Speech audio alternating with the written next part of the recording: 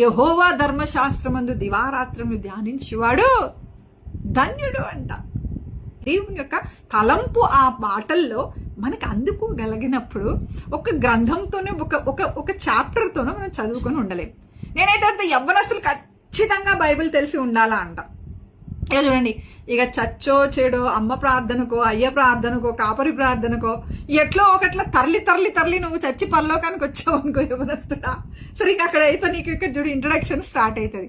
దావీదుని చూడగా అని నీకు హ్యాపీగా అనిపిస్తుంది. ఈరోజు నువ్వు నా వాక్యం వింటున్నావు కాబట్టి ఆహా సరే ఎట్లో ఒకట్లా దావీదు గురించి, దావీదు గొలియాతు, దావీదు చూడగానే మనం ఎక్సైట్ అయిపోతాం. పేతురు అంటాడు ఇదిగో ఈయన దావీదు అనగానే అవ్వ మీ యొక్క గొలియాతు ప్రార్థన గురించి మేము విన్నాము అని చెప్తున్నాడు. యోనా అనగానే అవ్వ నువ్వు తిమింగలంలో ఎట్లా ఉన్నావు అని నువ్వు పరిగెత్తచ్చు. మోషన్ ఆ ఎర్ర సముద్రం ఎట్లా చీల్చినావు మోషే నువ్వు అని మనం మాట్లాడుకోవచ్చు.